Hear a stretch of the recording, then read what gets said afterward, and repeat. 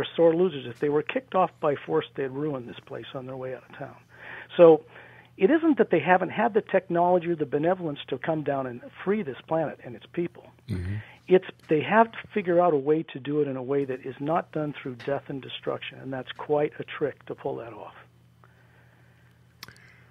So under Eisenhower, Mm-hmm. he had to turn down this first ambassador. They said, look, we can straighten out your planet, neutralize your radiation, clean up your water, give you spacefaring technology, invite you to be a member of this organization. We could have been a spacefaring planet at the end of World War II. So why didn't Eisenhower take them up on their offer? It's simple. You're beginning to fight a Cold War with the Soviet Union. You have nuclear weapons. Mm-hmm. A race comes up to you and says this. Under treaty and by law, they said, we can help you, but you have to give up all your radioactive and nuclear bomb materials worldwide, or we can't. And he obviously knew he couldn't get other countries to do this. He had to turn them down. He said, but let me ask you at this point.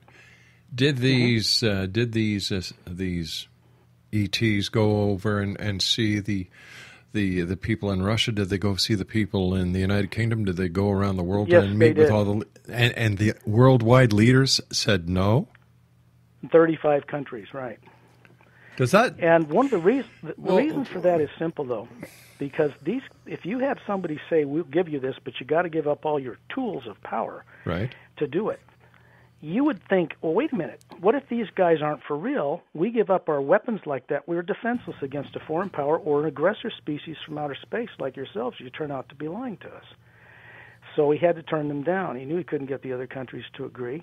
And they said to him, we will be back at a time maybe when you're more receptive. But I'd just like to back up for a second here. You said that the ETs met with the other 35 countries. So why was it left up to Eisenhower, who said, and this is what you said, he knew he could not get the others to agree.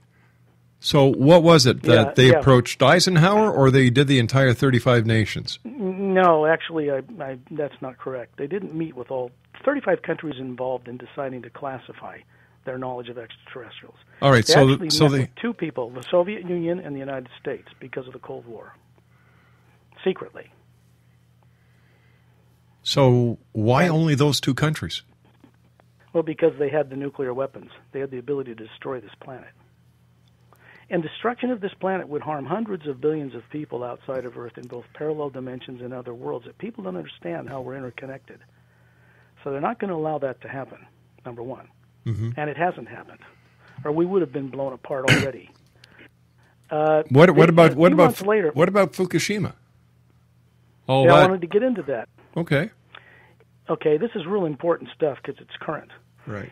To give you an example of how they are intervening just short of war, because it's a kind of Cold War, an off-world Cold War, is this. Fukushima was, they say 10 times, I think it was 100 times worse than Chernobyl ever was. You with me? And Chernobyl killed millions and millions of people. Mm-hmm. Okay? Fukushima has not done that. And the other interesting thing is that recently water samples were tested along from Alaska down through the Pacific Rim all the way to South America. A month ago or so, there were 60 rads of radiation coming to shore in the deep sea kelp beds and in the water. As you may have heard in the news, and I had separate people test this, and a radio show host in Washington has already done his own testing as well. That radiation in the sea kelp and the beds and offshore has disappeared. It's vanished. It's not there. It's gone. And you're saying the ETs did this? I'm stating that as a fact. They did. What are you basing the fact on? What evidence? What evidence do you have that it was the ETs? Well, the only evidence I can bring to the show is my own experience with them. What I want to share later in your show, we're getting a lot of feedback here, I think. I'm hearing my own voice in the phone a little bit. Anyway, what I want to share with people in your show at some point, with your permission, is a way for them to access, experience, or waking up this knowing, their ability to plug into the universe and find this out for themselves. In other words, a safe way for people to explore purposefully hidden truth and have it wake up within them. That's really the reason why I'm on the show tonight. It is not just about the book. It's about providing people with a constructive, benevolent way to explore what's revealed in the book and what we say on the show for themselves. You know, I've been doing this show for 22 years. I've heard a lot from a lot of different people. I don't doubt it. But when it comes to proof, no one for 22 years has been able to give me proof, evidence. You know, I was asked the same question on the Coast to Coast show, and the answer I gave was, I think, unexpected.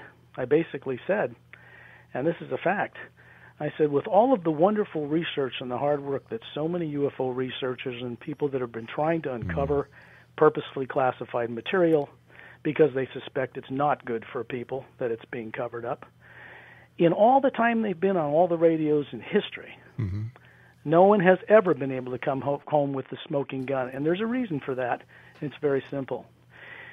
This classified arena of people uses off-world technology to not only control the press and other areas of avenues of actually the smoking gun. They can task satellites. They have the ability to see caverns underground. Any of the ancient Sumerian records, anything anybody's ever dug up anywhere on Earth, and with an agreement between 35 countries that happened after World War II, if something is even suspected as being found that could blow the whistle on this classification system, it's covered up, classified, clamped down, and no UFO reacher will get anywhere near it. And they're very good at what they do. Now, that's one way of giving all the people who claim to be UFO researchers an easy out for not being able to supply any evidence to go along with their stories. You know, I agree completely, Rob. So I'm very skeptical. Very skeptical. I don't blame you one bit. I would be too. My experience is in having direct contact with beings from out of town and with what they're planning to do to transform this planet. The only reason I do this is to try to get across a message to people about a coming uplifting transformation to this planet that has recently, in the last 3.5 years only, been greenlit off-world to take place, because if they don't change this place, it's going to go up in smoke. And that will be negative repercussions on them for hundreds of thousands of years. They're not going to let that happen. All right, so no matter what the world conditions are. All right, so what is the problem here then? Why don't they just show themselves and say, hey, listen, guys, we gave you a chance. You didn't want to take us up on it. We're stepping in now. Russia, the United States, India, the UK, whoever has nuclear missiles, bang, they don't work anymore. Yeah, it's interesting, isn't it? So why don't they do it? We haven't had a nuclear... Well, here's one thing. Hold on, we've got to take our news break at the bottom of the hour. We'll be right back.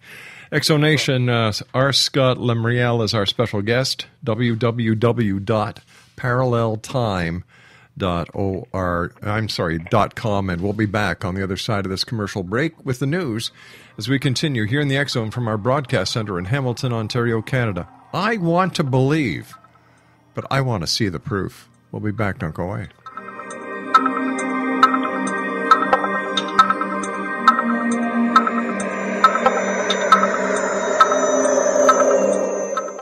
Are you considering calling a psychic to read your situation? Then consider David Champion, a psychic medium for more than 20 years with thousands of readings under his belt.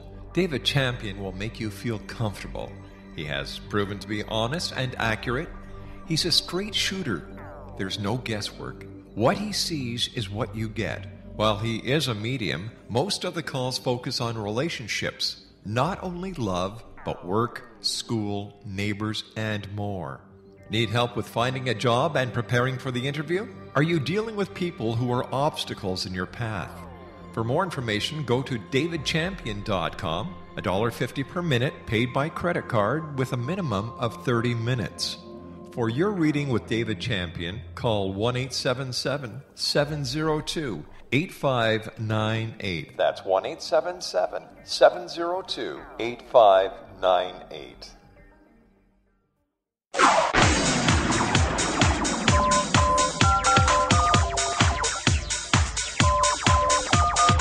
Now you can dial in to listen to the X Zone radio show from anywhere in the world with Rob McConnell 24/7, 365 by dialing 213-401-0080. That's 213-401-0080. If you have a mobile phone or landline, the X Zone radio show with Rob McConnell is now at your beck and call at 213-401-0080. That's 213-401-0080, 24/7, 365.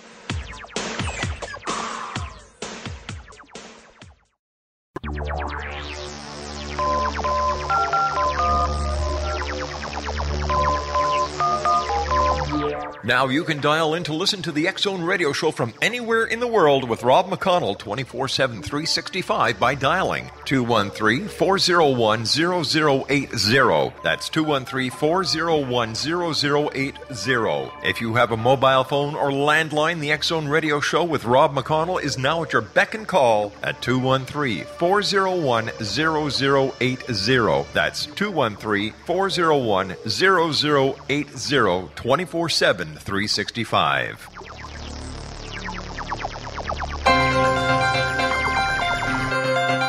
This is the X-Zone Broadcast Network, broadcasting worldwide on broadcast affiliates and satellite program providers, including CNN Broadcast Network, Sirius Satellite Network, Star Media, Good News Radio Network, Angel Broadcast Network, Wiki Broadcast Network, and WPBN TV. For more information on the X-Zone Broadcast Network, visit us at www.xzbn.net.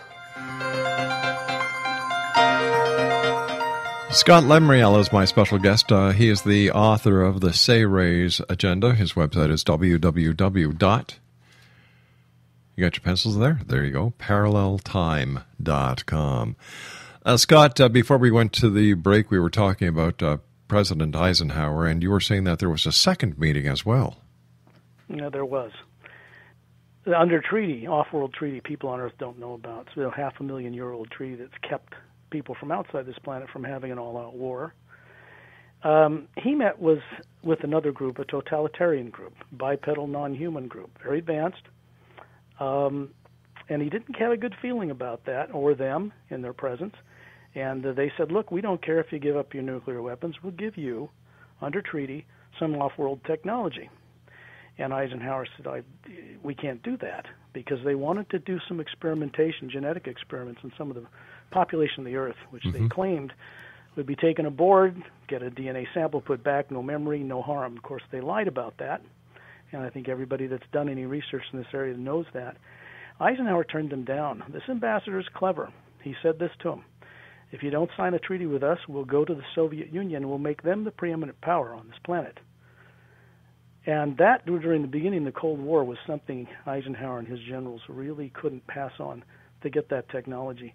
What Eisenhower didn't know was they were already in the Soviet Union, another representative, proposing the same blackmail pitch to them at the same moment. This is how we got into this sudden technology. And if you look at the condition of the world, it isn't from benevolent entities that this came about. This is critical information. People need to understand this. And how did you come across this information? During my explorations and contacts, when you get off-world and look at this planet, and you look at it from a perspective of beings who have never been suppressed here, you get to see a real history of Earth and the solar system. You get to have an understanding of the forces that are embedded here in bases underground around this planet, and how they got there and what they're about to do to neutralize that safely. Because to do it, for them to land, to answer your question before, for them to openly declare themselves, and I'm not even talking about the Say-Rays now, I'm talking about the Galactic Alliance, beings, human and otherwise, who are very evolved, but not as evolved as the Say-Rays. If they just showed up, there would be war, there would be battles, there would be death and destruction on this planet, the likes of which you can't imagine. So they had to come up with a way to neutralize the implanted, and I mean implanted, terrorizing control mechanisms in the electromagnetic fields of the totalitarian awful races and in people on this planet who don't even know it's been done to them without their permission. These things are implanted in the electromagnetic field at a frequency below the level of awareness of people, and it's reinforced through the satellite system. That has to be neutralized, both off-world in beings and on-world, if we're going to solve this problem on this planet. How many people besides yourself who are born on this planet know of this?